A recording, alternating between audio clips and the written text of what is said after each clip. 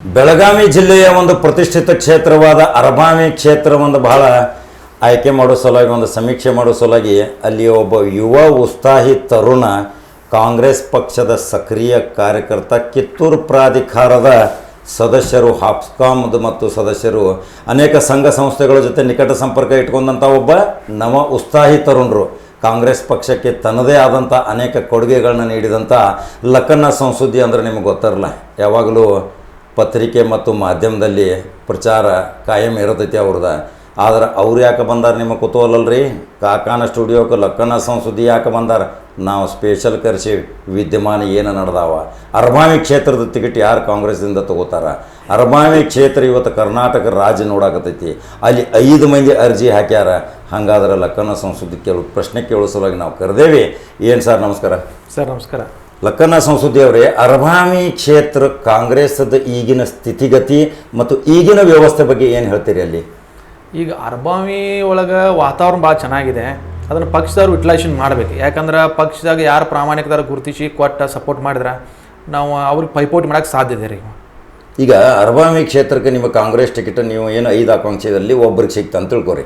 ಅದಕ್ಕೆ ನಿಮ್ಮ ಹೈಕಮಾಂಡ್ ಸಿದ್ದರಾಮಯ್ಯ ಅವರು ಪ್ರಚಾರಕ್ಕೆ ಅರಬಾವಿ ಕ್ಷೇತ್ರಕ್ಕೆ ಬರ್ತಾನಂತ ಏನಾದರೂ ನಿಮ್ಮ ಜೊತೆ ಮಾತುಕತೆ ಮಾಡಿ? ನಾನು ಸಾಹೇಬ್ರಿಗೆ ನೇರವಾಗಿ ಹೇಳಿದ್ದೀನಿ, ನಾನು ಅರಬಾವಿ ಗೆಲ್ಬೇಕಂದ್ರೆ ನೀವು ಭಾಳ ಇಂಟ್ರೆಸ್ಟ್ ಕೊಡಬೇಕು, ನೀವು ಬರಬೇಕು, ನಮ್ಮ KPC ಅಧ್ಯಕ್ಷರು ಸಹ ಭಾಗವಹಿಸಬೇಕು, ಮತ್ತು ನೀವು ಗಟ್ಟಿಯಾಗಿ ನಿಂತರೆ ನಾವು ಅರಬಾವಿಯಲ್ಲಿ ಭಾರಿ ಪೈಪೋಟಿ ಮಾಡೋಕ್ಕೆ ಸಾಧ್ಯ ಐತಿ, ಮತ್ತು ನೀವು ಹೆಚ್ಚು ಆಸಕ್ತಿ ವಹಿಸ್ಬೇಕಂತ ನಾ 2 ಸರಿ ಭೇಟಿ ಮಾಡಿ ಮನವಿ ಮಾಡಿದ್ದೀನಿ ರೀ. ಯಾಕೆ ಸಂಸದವ್ರು ನಾ ಕೇಳೋದು ಇದನ್ನು ಪ್ರಶ್ನೆ ಅಂದ್ರೆ, ಯಾಕಂದ್ರೆ ಅರಬಾವಿ ಕ್ಷೇತ್ರ ಯಾವಾಗಲೂ ಕಾಂಗ್ರೆಸ್ಸದ ಭದ್ರಕೋಟೆ. ಅನೇಕ 5-6 ಸಾರಿ ಕಾಂಗ್ರೆಸ್ ಶಾಸಕರಾಗಿ ಸ್ಪೀಕರ್ ಆದಂಥ ಒಂದು ದೊಡ್ಡ ಒಂದು ಹೆಮ್ಮೆ ವಿಷಯ.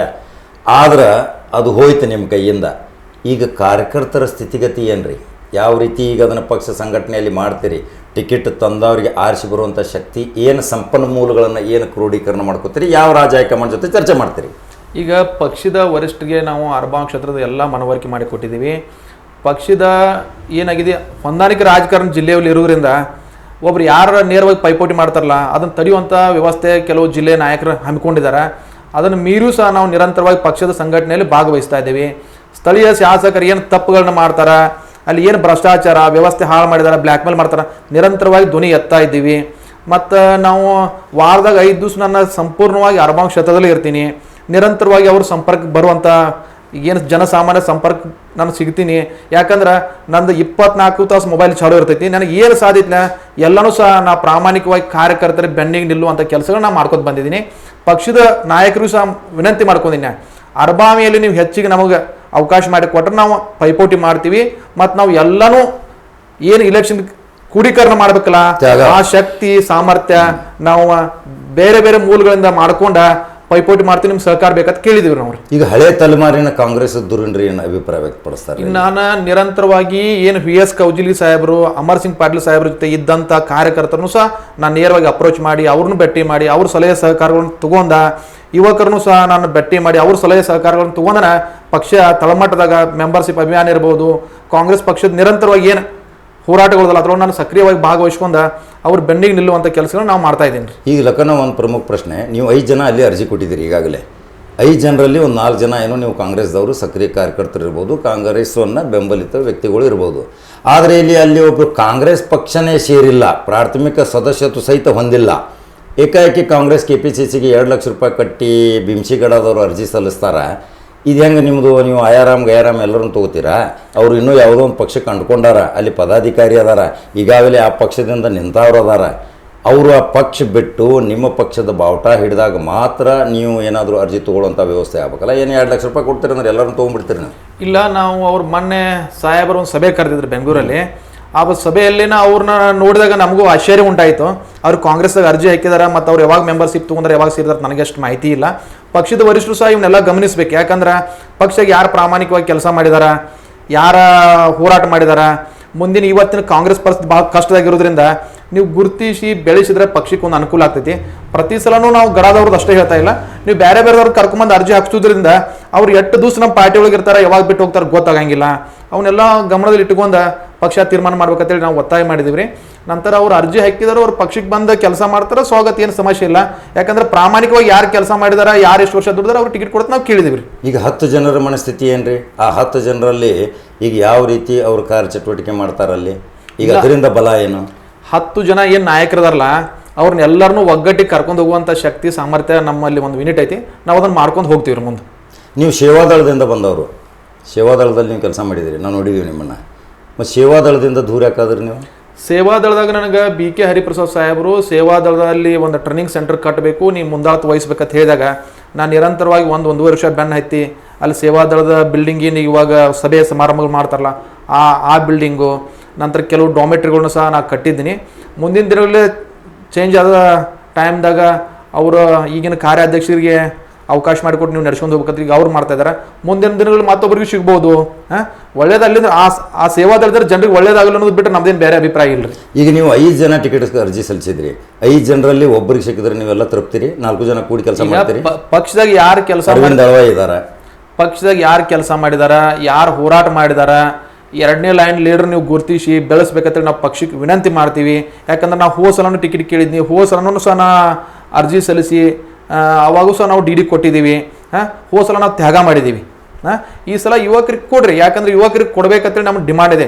ನೀವು ಎಲ್ಲೋ ಯುವಕರನ್ನ ಕಡೆಗಣಿಸಿ ಪಾರ್ಟಿ ಕೊಟ್ಟೋದು ಭಾಳ ಕಷ್ಟ ವಿಷಯ ಐತೆ. ಬೇರೆದವ್ರಿಗೆ ಕೊಟ್ಟರು ಸಹ ಸಮರ್ಥವಾಗಿ ಎದುರಿಸುವಂಥ ನಾಯಕರು ಬೇಕಲ್ರಿ.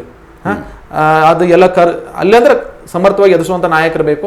ಅದನ್ನೆಲ್ಲ ಗಮನದಲ್ಲಿ ಇಟ್ಕೊಂಡು ಪಕ್ಷ ಏನು ತೀರ್ಮಾನ ಮಾಡ್ತದೆ ಕಾದು ನೋಡ್ಬೇಕಂತ ವಿಚಾರ ಮಾಡಿದ್ದೀವಿ. ಈಗ ನಿಮ್ಮಲ್ಲಿ ಈಗ ಮೂಡಲ್ಗಿ ಹೋರಾಟ ಒಂದು ಜೀವನ ಮಾಡಿದಿರಿ ನೀವು. ಪ್ರತಿಯೊಂದು ಸಾರಿ ಮೂಡಲ್ಗಿ ತಾಲೂಕು ಹೋರಾಟ ಸಮಿತಿ ಸಲುವಾಗಿ ಭಾಳ ಹೋರಾಟ ಮಾಡಿದಿರಿ. ಅದನ್ನೊಂದು ಕಾರ್ಯಗತಕ್ಕೆ ತಂದ್ರಿ ನೀವು, ಎಚ್ಚರಿಸಿ ವಹಿಸಿದ್ರಿ. ಅಲ್ಲಿ ಶಾಸಕರನ್ನು ಸಹಿತ ಎಚ್ಚರ ವಹಿಸಿದ್ರಿ ನೀವು.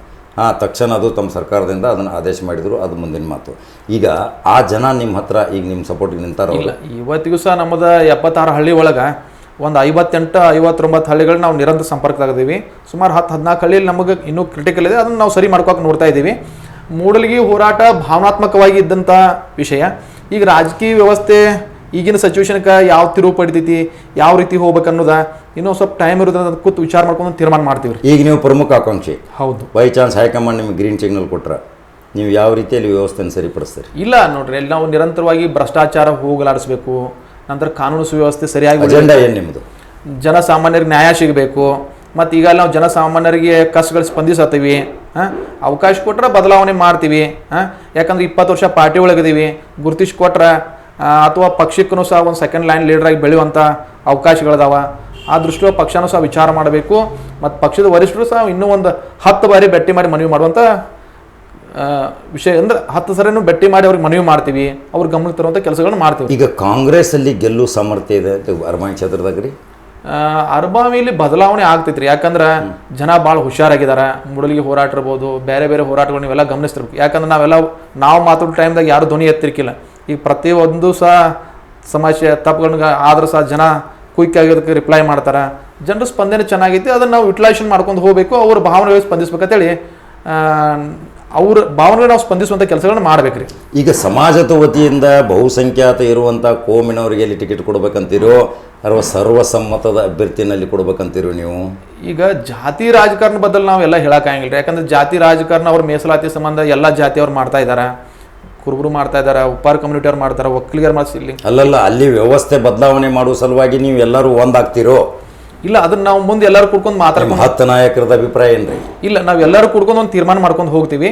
ನಂತರ ಈಗ ಸದ್ಯದ ಮಟ್ಟಿಗೆ ಅಲ್ಲಿ ವಾತಾವರಣ ಭಾಳ ಚೆನ್ನಾಗಿದೆ, ಅದನ್ನ ಪಕ್ಷ ಉಪಯೋಗ ಮಾಡ್ಕೋಬೇಕಂತೇಳಿ ನಾವು ವಿನಂತಿ ಮಾಡ್ತೀವಿ. ಅಂದ್ರೆ ಬರುವ ದಿನಗಳಲ್ಲಿ ಅಲ್ಲಿ ಬದಲಾವಣೆ ಗಾಳಿ ಐತಿ? 100% ಇದೆ. ಆ ಟೈಪ್ ನಿಮ್ದು ಹೋರಾಟ ನಡೆದೈತಿ? ಹೌದ್ರಿ, ಗ್ರೌಂಡ್ ನೆಟ್ವರ್ಕ್ ಮಾಡ್ತಾ ಇದೀವಿ. ಯಶಕ್ ಗ್ಯಾರಂಟಿ ಅಂತೀರಿ? ಈಗ ನಾವು ಸದ್ಯದ ಮಟ್ಟಿಗೆ ನಮ್ಮ ದೊಡ್ಡ ಮಟ್ಟದ ಪ್ರಯತ್ನ ಐತಿ. ಪಕ್ಷ ಅದಕ್ಕೆ ಸಹಕಾರ ಕೊಟ್ರೆ ನಾವು ಅಲ್ಲಿ ಗೆಲುವಿನ ಹತ್ತತ್ರ ಹೋಗ್ತೀವಿ. ಯಾಕಂದ್ರೆ ನಾವು ಒಮ್ಮೆ ಈಗ ಸದ್ಯ ಎಲ್ಲ ವಾತಾವರಣ ನಿಮ್ಗೆಲ್ಲ ಪೂರ್ತಿ ಅಲ್ಲಿದ ಸೋರ್ಸ್ ಗೊತ್ತಿರೋದ್ರಿಂದ ನಾವು ಸುಮ್ಮನೆ ಈ ಟಿವಿಯಲ್ಲಿ ಕೂತ್ಕೊಂಡು ಏನು ಹೇಳೋಕ್ಕಾಗಿಲ್ಲ. ನಾವು ನೇರವಾಗಿ ಪೈಪೋಟಿ ಮಾಡುವಂಥ ಶಕ್ತಿ ಸಾಮರ್ಥ್ಯ ನಮಗೈತಿ, ನಾವು ಮಾಡೇ ಮಾಡ್ತೀವಿ. ಈ ಲಕ್ಕನ್ ಸಂಸದಿ ಅಂದ ತಕ್ಷಣ ಎಲ್ಲರೂ ಭಾಳ ಜನಪ್ರಿಯ ವ್ಯಕ್ತಿ ಅಂತಾರೆ. ಒಬ್ಬ ಯುವಕ ಹೋರಾಟಗಾರ, ಭಾಳ ಜನ ಪ್ರೀತಿಯಿಂದ ಮಾತಾಡ್ತಾರೆ. ನಮಗೂ ಕೆಲವರು ದೂರವಾಣಿಯಿಂದ ಮುಖಾಂತರ ಫೋನ್ ಮಾಡ್ತಾರೆ, ಒಮ್ಮೆ ಲಕ್ಕನ್ ಸಂಸದಿ ಒಂದು ಇಂಟರ್ವ್ಯೂ ಮಾಡ್ರಿ ಅಂತೇಳಿ. ನಾವು ನಿಮ್ಮನ್ನು ಹಲವಾರು ಬಾರಿ ಸಂಪರ್ಕ ಮಾಡಿದ್ದೀವಿ. ಇವತ್ತು ಬರ್ತೀನಿ, ನಾಳೆ ಬರ್ತೀನಿ ಅಂದರೆ ಆಕಸ್ಮಿಕವಾಗಿ ಇವತ್ತು ನಮಗೆ ಸಿಕ್ಕಿರಿ ನೀವು. ಈಗ ಅರಬಾವಿ ಜನತೆ ಇಷ್ಟೊಂದು ಪ್ರೀತಿ ವಿಶ್ವಾಸ ಗಳಿಸಿದಿರಿ. ಏನು ಅಲ್ಲಿಂದ ಒಂದು ಯಶಸ್ಸು ಸಾಧಿಸ್ಲಿಕ್ಕೆ ಏನು ಸಾಧನೆ ಮಾಡ್ಬೇಕಂತೀರಿ, ಏನು ಕ್ರಾಂತಿ ಮಾಡ್ಬೇಕಂತೀರಿ ಅರಬಾವಿದಾಗ? ಈಗ ಅರಬಾವಿ ಕ್ಷೇತ್ರದಲ್ಲಿ ಜನರ ಕಷ್ಟಗಳು ನಿರಂತರವಾಗಿ ಸ್ಪಂದಿಸ್ತೀವಿ. ನಂತರ ಸಮಸ್ಯೆ ಬಂದರೆ ಅವ್ರಿಗೆ ಏನು ಸಾಧ್ಯತೆ ಪ್ರಾಮಾಣಿಕವಾಗಿ ಸಹಾಯನ ಮಾಡಿ. ಮೂಲಭೂತ ಸೌಲಭ್ಯಗಳು ಏನು ಕೊಟ್ಟಿದ್ದೀವಿ. ಭಾಳ ಹೋರಾಟ ಮಾಡಿದ್ದೀವಿ ರೀ. ಮೂಡಲ್ಗಿ ತಾಲೂಕು ಹೋರಾಟ ಮಾಡಿದ್ದೀವಿ. ಜಲ ಜೀವನ್ ಮಸೀನದಾಗ ಎಲ್ಲ ಕಳಪೆ ಕಾಮಗಾರಿ ಪೈಪ್ಗಳನ್ನ ಹಾಕಿದ್ರು. ಹೋರಾಟ ಮಾಡಿದಾಗ ರಾತ್ರಿ 1 ಕೋಟಿ ರೂಪಾಯಿ ಪೈಪ್ ಕಿತ್ತು ಹೊಳ್ಳಿ ಹಾಕಿದ್ರು. ನಂತರ 8 PDOಗಳು ಲಂಚ ತಗೋದನ್ನ ನಮ್ಮ ತಕ್ಕ ವಿಡಿಯೋ ಇತ್ತು. ನಾವು ಒಂದು ವಿಡಿಯೋ ರಿಲೀಸ್ ಮಾಡಿ ಜಿಲ್ಲಾ ಪಂಚಾಯತ್ CS ಅವ್ರಿಗೆ ನಾವು ಒಂದು ಮನವಿ ಮಾಡಿದ್ದೀವಿ, ಒಂದು ವಿಡಿಯೋ ರಿಲೀಸ್ ಮಾಡೀವಿ, ವ್ಯವಸ್ಥೆ ಸರಿ ಮಾಡಿರಿ, ಇಲ್ಲಾಂದ್ರೆ ಅವನು 8ಕ್ಕೆ ಸಸ್ಪೆಂಡ್ ಮಾಡ್ಬೇಕಾಗಿತ್ತು ಅಂದ್ಕೂನ ಅವ್ರು ತಕ್ಷಣ PDOನ ಸಸ್ಪೆಂಡ್ ಮಾಡಿ ಉಳಿದವರಿಗೆ ಕಾನೂನು ಸುವ್ಯವಸ್ಥೆ ಸರಿ ಇರಬೇಕು, ಬಡವರಿಗೆ ನ್ಯಾಯ ಸಿಗಬೇಕಂತ ಆ ಮಟ್ಟಿಗೆ ಪ್ರಯತ್ನ ನಡೀತಾ ಇದೆ ನಮ್ದು ಹೋರಾಟ ನಿರಂತರವಾಗಿ. ಈಗ ಅಲ್ಲಿ ಬಲಾಢ್ಯ ಶಾಸಕರು ಇರುವಂಥ ಬಾಲಚಂದ್ರ ಜಾರಕಿಹೊಳಿ ಅವರನ್ನು ಸೋಲಿಸಲಿಕ್ಕೆ ಸಾಧ್ಯ ಇಲ್ಲ ಅಂತ ಅಲ್ಲಿ ಕೆಲವು ಜನರು ಅಂತಾರೆ. ಅಲ್ಲಿ ಶಾಸಕರದ್ದು ಏನಾದರೂ ದೌರ್ಬಲ್ಯ ಇದೆಯೋ, ಏನು ಅವ್ರ ಹಿಂಬಾಲಕರದ್ದು ದೌರ್ಬಲ್ಯ ಇದೆಯೋ? ಈಗ ಶಾಸಕರ ಗಮನಕ್ಕೆ ಬರಲ್ದನ ಎಲ್ಲ ಕೆಲಸಗಳು ನಡೆದು ಬಿಡ್ತಾವ್ರೆ ಅರಬಾವಿ ಕ್ಷೇತ್ರ. ಅದು ಮೊನ್ನೆ ಅಂತೂ ಗೊತ್ತಾಯ್ತು.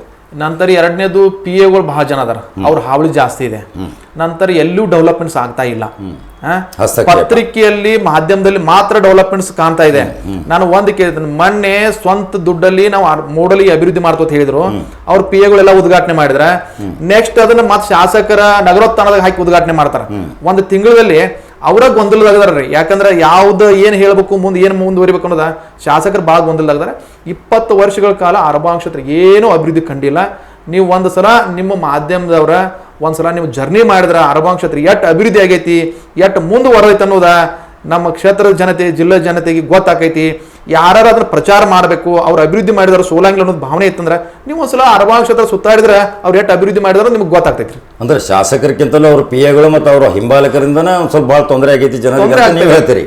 ಶಾಸಕರು ಇದನ್ನ ಗಮನ ಹರಿಸೋದಿಲ್ಲ ಅಂತ ನೀವು ಹೇಳ್ತೀರಿ. ಆದರೆ ಈಗ ನಿಮ್ಮ ಪಕ್ಷ ನಿಷ್ಠೆಯಿಂದ ಈ ಎಲ್ಲ ಬರುವಂಥ ದಿನಗಳಲ್ಲಿ ಈ ಸವಾಲುಗಳನ್ನು ಎದುರಿಸಲಿಕ್ಕೆ ನೀವು ಯಾವ ಶಕ್ತಿಯಲ್ಲಿ ನಿರ್ಮಾಣ ಮಾಡ್ತೀರಿ? ಇಲ್ಲ, ನಾವು ಮಾಡ್ತೀವಿ. ಯಾಕಂದ್ರೆ ಅದನ್ನೆಲ್ಲ ಮಾಧ್ಯಮ ಮುಂದೆ ಹೇಳಕ್ ಆಗಂಗಿಲ್ಲ ರೀ. ಯಾಕಂದ್ರೆ ನಾವು ನಮ್ಮದೇ ಆದಂಥ ನೆಟ್ವರ್ಕ್ ಮಾಡ್ತಾ ಇದೀವಿ, ದಿನ ಬೆಳಗಾದ್ರೆ ಜನರ ಸಂಪರ್ಕ ಇದೀವಿ. ನಾವು ನಮ್ಮದೇ ಅಂತ ಸೋರ್ಸ್ ಬಳಸ್ಕೊಂಡ, ಯಾಕಂದ್ರೆ ನಾವು ಜನರನ್ನ ಹಗರವಾಗಿ ಕಾಣಕ್ಕಾಗಂಗಿಲ್ಲ. ಯಾಕಂದ್ರೆ ಮೊನ್ನೆ ಇಲೆಕ್ಷನ್ದಾಗ ಇವ್ರು ಅಗಿನೆಸ್ಟ್ 80,000 ಜನ ನಮಗೆ ಓಟ್ ಹಾಕಿದಾರೆ. ಎಲ್ಲೋ ಒಂದು ಕಡೆ ಯಾವುದೋ ಮನಸ್ಥಿತಿ ಒಳಗೆ ಬೆಂಬಲಿಸ್ತಾರೆ 80,000 ಜನ. ನೀವು ಕಾಂಗ್ರೆಸ್ ಇರ್ಬೋದು, JDS ಇರ್ಬೋದು, ಪಕ್ಷೇತರ ಇರ್ಬೋದು, ಆ 80,000 ಮಂದಿನ ಒಂದು ಸೈಡ್ ತರುವಂಥ ಕೆಲಸಕ್ಕೆ ನಾವು ಕೈ ಹಾಕಿದ್ದೀವಿ. ಅವರು ಇನ್ನೂ ನಮ್ಗೆ ಹೆಚ್ಚು ಸಹಕಾರ ಕೊಟ್ಟರೆ ನಾವು ಆರಾಮಾಗಿ ಯಶಸ್ವಿ ಕಾಣ್ತೀವಿ. ಲಕ್ಕನವರು ಒಂದು ಮಾತಿಲ್ಲಿ, ಈಗ 5ರಲ್ಲಿ 5 ಜನ ನೀವು ಆಕಾಂಕ್ಷಿಗಳು, ಬೈ ಚಾನ್ಸ್ ಹೈಕಮಾಂಡ್ ಎಲ್ಲೋ ಭೀಮ್ಸಿಗಡಾದಾಗ ಕಾಂಗ್ರೆಸ್ ಟಿಕೆಟ್ ಅನೌನ್ಸ್ ಮಾಡಿದ್ರೆ ನಿಮ್ದೇನು ಹೋರಾಟದ ಸಂಕೇತ ಇಲ್ಲ? ನಾವು ಈಗೇನು ಹೇಳ್ತೀರಿ, ಪಕ್ಷದಾಗ ಯಾರು ಕೆಲಸ ಮಾಡಿದ್ರೆ ಹೈಕಮಾಂಡ್ದಲ್ಲಿ ಯಾವ ನಿರ್ಣಯ ಯಾವಾಗ ತಗೋತಾರ ಗೊತ್ತಿಲ್ಲ. ಕೈಯಲ್ಲಿ B ಫಾರ್ಮ್ 10 ನಿಮಿಷದಲ್ಲಿಯೂ ಬದಲಾಗ್ಬೋದು, 10 ನಿಮಿಷದಲ್ಲಿ ಮತ್ತೆ ಬೇರೆದವ್ರಿಗೆ ಹೋಗ್ಬೋದು. ಭೀಮ್ಸಿಗಡಾದಾಗ ಟಿಕೆಟ್ ಕೊಟ್ರೆ ನಿಮ್ಮ ನಿಲುವೇನ್ರಿ? ಈಗ ನಾವು ಪಕ್ಷದ ವರಿಷ್ಠರಿಗೆ ಹೇಳಿದೀವಿ. ಯಾಕಂದ್ರೆ ಯಾರು ಕೆಲಸ ಮಾಡಿದಾರ ಸೆಕೆಂಡ್ ಲೈನ್ ಲೀಡರ್ ಕೇಡರ್ ಬೇಸ್ದಾಗ ನೀವು ಬೆಳೆಸಬೇಕು. ಪಕ್ಷ ಕಷ್ಟದಾಗೈತಿ, ನೀವು ಮುಂದಿನ ಜನ್ರೇಷನ್ಗೆ ಏನಾರ ಉಪಯೋಗ ಆಕೈತಿ ಅಂದ್ರೆ ಕಾರ್ಯಕರ್ತರಿಗೆ ಕೊಡ್ರಿ. ಅಥವಾ ನಾವು ತಾತ್ಕಾಲಿಕವಾಗಿ ನಾವು ಏನೋ ಪಕ್ಷ ನೋಡ್ತು ಅಂದ್ರೆ ನೀವು ಏನು ತೀರ್ಮಾನ ತಗೋತೀರಿ, ಮುಂದಿನ ದಿನಗಳಲ್ಲಿ ನಾವು ಸಹ ಒಂದು ಕಾರ್ಯಕರ್ತರ ಹಿರಿಯರ ಅಭಿಪ್ರಾಯ ಪಡ್ಕೊಂಡು ಮುಂದೆ ನಮ್ಮ ಅಭಿಪ್ರಾಯ ತಿಳಿಸ್ತೀವಿ. ಅರಬಾವಿ ಕ್ಷೇತ್ರದಲ್ಲಿ ಬದಲಾವಣೆ ತರ್ತೀನಿ ಅಂತೀರಿ. ನಿಮ್ಮ ಗಾಡ್ ಫಾದರ್ಗಳು ಯಾರು ಇದಾರೆ? ನಮಗೆ ಗಾಡ್ ಫಾದರ್ ನೋಡ್ರಿ, ನಾನು ಒಂದು ಹೇಳ್ತೀನಿ, ನಾನು ಅಧಿಕಾರಕ್ಕೆ, ರೊಕ್ಕಕ್ಕೆ ಅಥವಾ ಸ್ವಾರ್ಥ ಜೀವನಕ್ಕೆ ಎಲ್ಲೂ ಬೆನ್ನ ಹತ್ತಿಲ್ಲ. ನಾನು ನನ್ನ ಜೀವನದಾಗ ಎಲ್ಲೂ ಒಂದು ಅರ್ಜಿ ಹಾಕಿ ನಾ ಮಾಹಿತಿ ಕೇಳಿಲ್ಲ. ನನಗೆ ಮಾಹಿತಿ ಕೇಳಿದನ ಯಾರು ಜನಸಾಮಾನ್ಯರು ತಂದು ಕೊಡ್ತಾರಲ್ಲ ಆ ಸೋರ್ಸ್ ಮೇಲೆ ನಾನು ಅಧಿಕಾರಿಗಳು ಗಮನಕ್ಕೆ ತಂದಿನಿ, ಹೋರಾಟ ಮಾಡಿದ್ದೀನಿ ರೀ ಫಸ್ಟ್. ಎರಡನೇದು, ಸಿದ್ದರಾಮಯ್ಯ ಸಾಹೇಬರ ಚೀಫ್ ಮಿನಿಸ್ಟರ್ ಇದ್ದಾಗ 16 ಮಂದಿ ನಾ ಗೋರ್ಮೆಂಟ್ ನಾಮಿನೇಷನ್ ಮಾಡೀನಿ ರೀ. ನನಗೆ ಸ್ವಾರ್ಥ ಅನ್ನೋದು ಇತ್ತಂದ್ರೆ ನಾನು ಕಲ್ಲೋಳಿ ಪಟ್ಟಣ ಪಂಚಾಯತ್ನಿಂದ ನಾಮಿನೇಟ್ ಮಾಡ್ಕೋಬೋದಾಗಿತ್ತು, ಅಥವಾ ನಮ್ಮ ಮನ್ಯಾಗ ನಾ ಯಾರೂ ಮಾಡಿಲ್ಲ. ಎಲ್ಲ ಬೇರೆ ಬೇರೆ ಜಾತಿಯವರನ್ನ, ಯುವಕರನ್ನ ಗುರುತಿಸಿ 16 ಮಂದಿ ನಾಮಿನೇಟ್ ಮಾಡಿದ್ದೀನಿ. ನಂತರ ಮೊನ್ನೆ ನಾನು ಕುಮಾರಸ್ವಾಮಿ ಚೀಫ್ ಮಿನಿಸ್ಟರ್ ಇದ್ದಾಗ ಕಿತ್ತೂರು ಅಭಿವೃದ್ಧಿ ಪ್ರಾಧಿಕಾರ ಡೈರೆಕ್ಟರ್ ಮಾಡಿದಾಗ ಕಿತ್ತೂರು ಕೋಟೆ ಸಮಗ್ರ ಅಭಿವೃದ್ಧಿಗೆ ರೊಕ್ಕ ಕೊಡಬೇಕು, ಅಭಿವೃದ್ಧಿ ಆಗ್ಬೇಕು ನಿರಂತರವಾಗಿ ಹೋರಾಟ ಮಾಡಿದ್ದೀನಿ ರೀ. ನಂತರ ಅದ್ರ ಜೊತೆ ನಾನು ಅವಾಗ ನಾವು ಸುಮಾರು 700-800 ಜನ ಸೇರ್ಕೊಂಡು ಬೆಳಗಾಂದಾಗ ಒಂದು ದೊಡ್ಡ ಮಟ್ಟದ ಪ್ರತಿಭಟನೆ ಮಾಡಿದ್ದೀವಿ. ಸಂಗೊಳ್ಳಿ ರಾಯಣ್ಣ ಮತ್ತು ಕಿತ್ತೂರು ರಾಣಿ ಚೆನ್ನಮ್ಮ ತಾಯಿ ಅವರ ಪುತ್ಥಳಿನ ಸುವರ್ಣ ಸೌಧ ಮುಂದೆ ನಿರ್ಮಾಣ ಮಾಡಕ್ಕೆ ಮೊದಲ ಧ್ವನಿ ಐತವ್ರು ಯಾರಿದ್ರೆ ನಾನು ರೀ. ನಂತರ ಕಿತ್ತೂರು ನಮ್ಮ ಸಂಗೊಳ್ಳಿ ರಾಯಣ್ಣ ಕೋಟೆ ಕಿತ್ತೂರು ಈ ಥರ ಖಾನಾಪುರದಲ್ಲಿ ಅದು ಅರ್ಧಕ್ಕೆ ನಿಂತಾಗ ನಾನು ಆ ಕೋಟೆ ಪ್ರಾಧಿಕಾರದ್ದು ಹಾವೇರಿ ಒಳಗ್ರಿ, ಹಾವೇರಿ ಜಿಲ್ಲಾಧಿಕಾರಿಗಳನ್ನ 3 ಬಾರಿ ಭೇಟಿ ಮಾಡಿ ನೀವು ಆದಷ್ಟು ಸರ್ಕಾರಕ್ಕೆ ಒಂದು ಪ್ರಸ್ತಾವನೆ ಕೊಟ್ಟು ದುಡ್ಡು ರಿಲೀಸ್ ಮಾಡಿ ಅದನ್ನು ಸಹ ಅಭಿವೃದ್ಧಿ ಮಾಡ್ಬೇಕಂತೇಳಿ ನಿರಂತರವಾಗಿ ಜಿಲ್ಲೆಯ ಸಮಸ್ಯೆ ಬಂದಾಗ ನಾನು ಧ್ವನಿ ಎತ್ತುವಂಥ ಕೆಲಸಗಳನ್ನ ಮಾಡಿದ್ದೀನಿ. ಮತ್ತು ನಾನು ಇವತ್ತು ಸಹ 24 ತಾಸು 1 ನಂಬರ್ ಮೇಲೆ ಸಿಗ್ತೀನಿ ನಾನು. ನೀವು ಬೇಕಾದ್ರೆ ರಾತ್ರಿ ಹೆಚ್ಚರು ಸಹ ನನಗೆ ಏನು ಸಾಧ್ಯತೆ ಪ್ರಾಮಾಣಿಕವಾಗಿ ಪ್ರಯತ್ನ ಮಾಡುವಂಥ ಕೆಲಸಗಳನ್ನ ಮಾಡಿದ್ದೀನಿ. ಇದನ್ನೆಲ್ಲನೂ ಗುರುತಿಸಿ ಪಕ್ಷ ನಮ್ಗೆ ಅವಕಾಶ ಕೊಡೋದಂತೇಳಿ ನಾನು ವಿಶ್ವಾಸ ಇಟ್ಕೊಂಡಿದ್ದೀನಿ. ಮುಂದಿನ ದಿನಗಳಲ್ಲಿ ಪಕ್ಷಕ್ಕೆ ಯಾವ್ಯಾವ ತೀರ್ಮಾನ ತಗೋತಾರೆ ಕಾದು ನೋಡ್ಕೊಂಡು ಮುಂದೆ ತೀರ್ಮಾನ ಮಾಡ್ತೀವಿ. ಲಕ್ಕನ ಸಂಸದವರ ಕೊನೆಯದಾಗಿ ಒಂದು ಅನಿಸಿಕೆ ಕೊಟ್ಬಿಡಿ, ಅರಬಾವಿ ಕ್ಷೇತ್ರದ ಜನತೆಗೆ ಯಾವ ಸಂದೇಶ ಸಾರ್ತೀರಾ? ಯಾಕಂದರೆ ಲಕ್ಷಾಂತರ ಜನ ನೋಡುವಂಥ ನಮ್ಮ ಪ್ರಮುಖ ಚಾನಲ್ ಅರಬಾವಿ ಕ್ಷೇತ್ರದಲ್ಲಿ ಭಾಳ ಬೇರೂರೈತಿ. ಅರಬಾವಿ ಕ್ಷೇತ್ರದ ಜನತೆಗೆ ನಿಮ್ಮ ಅನಿಸಿಕೆ ಮತ್ತು ಹೋರಾಟದ ಮುಂದಿನ ಗುರಿ ರೂಪರೇಷೆ ಬೈ ಚಾನ್ಸ್ ನೀವು ಆಕಾಂಕ್ಷಿ ಆದರೆ ಮಾಡುತ್ತಿರುವ ಮುಂದಿನ ಕಾರ್ಯಚಟುವಟಿಕೆ ಸಂದೇಶ ಕೊಟ್ಟರು. ಅರಬಾವಿ ಕ್ಷೇತ್ರದ ಜನತೆಗೆ ನನ್ನ ಕೈ ಮುಗಿದು ವಿನಂತಿ ಮಾಡ್ಕೋದು ಏನಂದ್ರೆ, ನಾವು ನಿರಂತರವಾಗಿ ಹೋರಾಟ ಮಾಡಿದ್ದೀವಿ, ನಿಮ್ಮ ಕಷ್ಟಗಳಿಗೆ ಸ್ಪಂದಿಸಿದ್ದೀವಿ. ನಾವು ನಿಮ್ಮ ಅಭಿಪ್ರಾಯಗಳು ಏನದಾವಲ್ಲ ಅದಕ್ಕೆ ನಾವು ಹೆಚ್ಚು ಮನ್ನಣೆ ಕೊಡ್ತೀವಿ. ನಾವು ನಿಮ್ಮ ಜೊತೆ ಇರ್ತೀವಿ, ನಿಮ್ಮ ಸಹಾಯ ಸಹಕಾರ ನಮಗೆ ಬೇಕು. ನಮ್ಮ ಹೋರಾಟವನ್ನು ನೀವು ನಿರಂತರವಾಗಿ ನೋಡ್ತಾ ಇದ್ದೀರಿ. ನಮ್ಮನ್ನು ಸಹ ಇಲ್ಲಿ ವ್ಯವಸ್ಥೆ ಬದಲಾವಣೆ ಆಗ್ಬೇಕಾದ್ರೆ ನೀವೆಲ್ಲ ಇನ್ನೂ ಹೆಚ್ಚಿನ ರೀತಿ ಸಹಾಯ ಸಹಕಾರ ಮಾಡಿರಿ. ನಿಮ್ಮ ಜೊತೆ ನಾವು ಬರ್ತೀವಿ, ನಿಮ್ಮ ಅಭಿಪ್ರಾಯ ಕೇಳ್ಕೊಂಡ ಮುಂದಿನ ತೀರ್ಮಾನ ಮಾಡ್ತೀವಿ ಅಂತ ಹೇಳಿ ನಮ್ಮ ಜನತೆಗೆ ಕೈ ಮುಗಿದು ನಾನು ಮನವಿ ಮಾಡ್ತೀನಿ ರೀ. ನೋಡಿ ಸರ್, ಇವತ್ತಿಂದ ಒಂದು ಕಿರು ಪರಿಚಯ ಮತ್ತು ಒಂದು ಸಂದರ್ಶನ ಲಕ್ಕನ ಸಂಸುದ್ದಿ ಉತ್ಸಾಹಿ ತರುಣ ಅರಬಾವಿ ಕ್ಷೇತ್ರದ ಪ್ರಮುಖ ಕಾಂಗ್ರೆಸ್ ಪಕ್ಷದ ಟಿಕೆಟ್ ಆಕಾಂಕ್ಷಿ. ಇನ್ನು ಅನಿಸಿಕೆ ಮತ್ತು ಲೈಕ್ ಶೇರ್ ನಿಮಗೆ ಬಿಟ್ಟಿದ್ದು. ಏನು ಅಭಿಪ್ರಾಯ ವ್ಯಕ್ತಪಡಿಸ್ತೀರಿ ನೇರವಾಗಿ ನನ್ನ ಕಮೆಂಟ್ ಬಾಕ್ಸ್ನಾಗ ತಿಳಿಸ್ರಿ. ಇವತ್ತಿನ ಈ ಕಿರು ಸಂದರ್ಶನ ಮುಕ್ತಾಯಗೊಳಿಸ್ತೇನೆ. ಲಕ್ಕನ ಸಂಸುದ್ದಿಯವರು ನಮ್ಮ ಸ್ಟುಡಿಯೋಗೆ ಬಂದಿದ್ದಕ್ಕೆ ಹಾರ್ದಿಕ ಸ್ವಾಗತ ಬಯಸ್ತೀನಿ. ನಮಸ್ಕಾರ.